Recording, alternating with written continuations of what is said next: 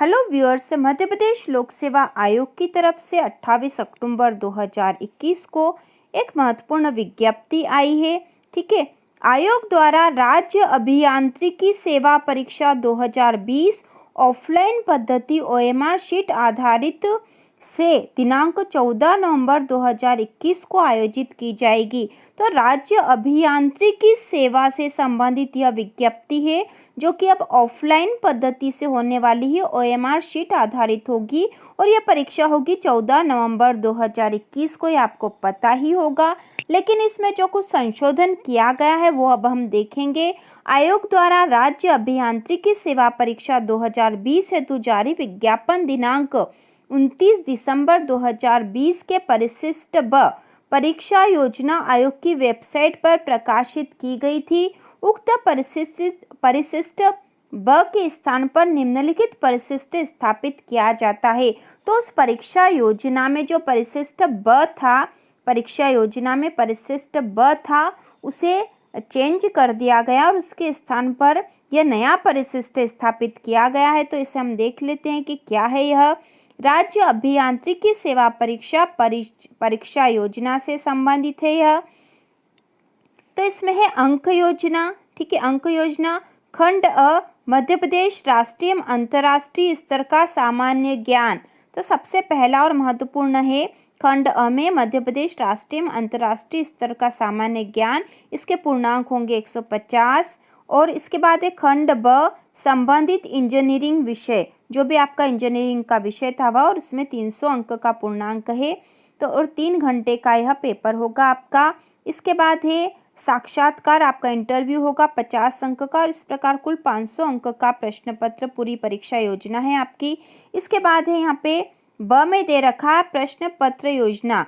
तो प्रश्न पत्र योजना जो दे रखी है इसमें खंड अ विषय मध्य प्रदेश राष्ट्रीय एवं अंतर्राष्ट्रीय स्तर का सामान्य ज्ञान तथा कंप्यूटर का आधारभूत ज्ञान के खंड अ में 50 प्रश्न होंगे। खंड ब में विषय से संबंधित प्रश्न पत्र में 100 प्रश्न होंगे। तो सामान्य ज्ञान वाले ये जो प्रश्न है 50 प्रश्न का पेपर होगा, और आपके जो विषय से संबंधित है 100 प्रश्न होंगे। इस प्रकार प्रश्न पत्र में 150 प्रश्न होंगे। तो आपके खंड अ और खंड ब मिलाकर कुल 150 प्रश्न होंगे, जिसमें 50 प्रश्न तो आपके सामान्य ज्ञान के होंगे और 100 प्रश्न आपके विषय से संबंधित होंगे। प्रत्येक प्रश्न 3 अंकों का होगा। इस प्रकार प्रश्न पत्र का पूर्णांक 450 अंकों का होगा। प्रश्न पत्र वस्तुनिष्ठ बहुविकल्पीय प्रकार का होगा। प्रत्येक प्रश्न के उत्तर हेतु 4 विकल्प ABCD होंगे। अभ्यर्थी को उक्त विकल्पों में से केवल एक सही विकल्प का चयन करना होगा। अभ्यर्थी यदि एक से अधिक उत्तर विकल्प का चयन करता है तो उस प्रश्न का मूल्यांकन नहीं किया जाएगा। इसके बाद यहाँ अगला भाग जो दे रखा है वह है प्रश्न पत्र की अवधि 3 घंटे की होगी। प्रश्न पत्र का खंड अ के 50 प्रश्न वस्तुनिष्ठ प्रकार के होंगे। प्रत्येक प्रश्न 3 अंकों का होगा। खंड ब में संबंधित विषय के 100 प्रश्न वस्तुनिष्ठ प्रकार के होंगे तथा प्रत्येक प्रश्न 3 अंकों का होगा। प्रश्न पत्र खंड अ हिंदी एवं अंग्रेजी दोनों भाषाओं में होगा और खंड ब केवल अंग्रेजी भाषा में होगा। तो खंड अ जो है दोनों भाषाओं में और खंड ब अंग्रेजी भाषा में होगा। प्रश्न पत्र के 2 भाग होंगे। भाग अ सामान्य ज्ञान के प्रश्न पत्र में 40% अंक एवं भाग ब विषय से संबंधित 40% अंक पृथक पृथक प्राप्त करना अनिवार्य होगा। मतलब आपको 40% अंक तो प्राप्त करना ही है, और वो दोनों ही भागों में, खंड अ में भी 40% अंक आपको होने चाहिए और खंड ब में भी 40% अंक आपको प्राप्त करना अनिवार्य है। इस प्रकार मेरिट दोनों खंडों के अंकों को जोड़कर बनेगी। परीक्षा में ऋणात्मक मूल्यांकन प्राप्तांक पद्धति से होगा। तो आपको माइनस मार्किंग भी यहाँ पर है। ठीक है, माइनस मार्किंग आपकी होगी। R जो है यहाँ पे 3R - W दे रखा है। तो R सही उत्तरों की संख्या और W जो है गलत उत्तरों की संख्या है। तो जैसे यहाँ पे 3R दे रखा, मतलब 3 जो है आपके सही प्रश्न आपने 3 करे हैं और रॉन्ग क्वेश्चन भी आपने यदि 3 करे हैं, तो इस प्रकार 9 ऋण 3 बराबर 6 अंक हो जाएंगे। तो इस विधि से यहाँ पर होगा। ठीक है, तो इसको समझना जरूरी है। आपकी माइनस मार्किंग होगी, आपको ये बात ध्यान रखनी है। इसके बाद है साक्षात्कार। साक्षात्कार 50 अंकों का होगा। साक्षात्कार हेतु कोई न्यूनतम उत्तीर्णांक निर्धारित नहीं है। इसके बाद है चयन प्रक्रिया। चयन प्रक्रिया के प्रथम चरण में एक प्रश्न पत्र की परीक्षा आयोजित की जाएगी। परीक्षा उपरांत परीक्षा में पूछे गए प्रश्नों की प्रावधिक उत्तर कुंजी तैयार कर आयोग की वेबसाइट पर जारी की जाएगी। उस पर आपत्ति आमंत्रित की जा सकती है। प्रति प्रश्न यदि आपत्ति आपको दर्ज करनी तो 100 रुपये उस पर शुल्क लगेगा और 40 रुपये पोर्टल शुल्क अलग से लगेगा। आपत्ति हेतु दिया गया शुल्क व आपत्ति सही पाए जाने पर अभ्यर्थी के बैंक खाते में ऑनलाइन पद्धति से वापस किया जाएगा। पोर्टल शुल्क किसी भी स्थिति में वापस नहीं किया जाएगा।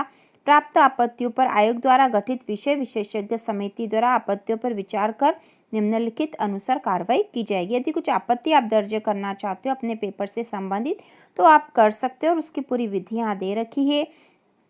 इसके बाद हम महत्वपूर्ण बातें देख लेते हैं। इसमें परीक्षा में प्राप्तांक के गुणानुक्रम के आधार पर विभिन्न प्रवर्गों हेतु विज्ञापित रिक्तियों के अधिकतम 3 गुना और समान अंक प्राप्त करने वाले अभ्यर्थियों को साक्षात्कार में अभिलेख प्रस्तुत करने हेतु सफल घोषित किया जाएगा। तो 3 गुना उम्मीदवारों को बुलाया जाता है।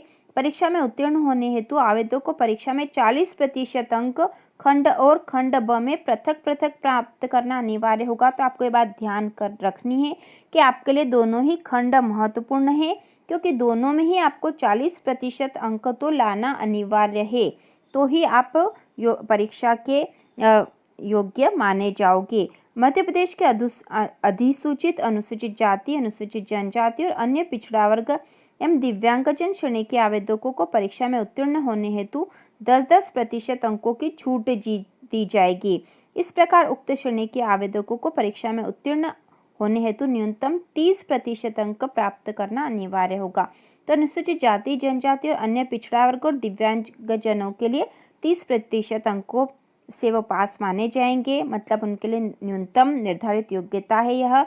इसके बाद है परीक्षा परिणाम के साथ ही अभिलेख प्रेषण हेतु अंतिम तिथि निर्धारित कर परीक्षा में सफल अभ्यर्थियों को से उनकी अर्हता से संबंधित सभी अभिलेख प्राप्त किए जाएंगे।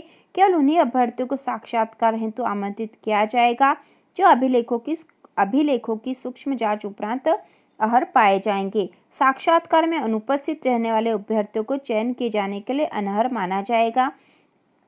तो ये बात हमको पता है। इसके बाद उपरोक्त पदों पर अंतिम चयन प्रतियोगी परीक्षा और साक्षात्कार में प्राप्त अंकों के योग के श्रेणीवार गुणानुक्रम के आधार पर होगा। तो अंतिम रूप से चयनित होने के लिए आपके जो प्रतियोगी परीक्षा हो रही है वो और साक्षात्कार दोनों के अंकों को मिलाकर ही आपकी मेरिट सूची बनेगी। आयोग की परीक्षा प्रणाली में पुनर्मूल्यांकन पुनर्गणना का कोई प्रावधान नहीं है। इस विषय में प्राप्त अभ्यावेदनों पर कोई कार्रवाई नहीं की जाएगी। तो इस प्रकार हमने यह देख लिया है कि आपके जो राज्य अभियांत्रिकी सेवा है उसके पूरे जो नियम क्या बना दिए गए हैं और खंड ब में जो संशोधन किया गया था, आपकी परीक्षा योजना से संबंधित सारी कुछ जानकारी हमने देख ली है। इसे आप अच्छे से समझ गए होंगे कि आपको परीक्षा में किस प्रकार से तैयारी करनी है।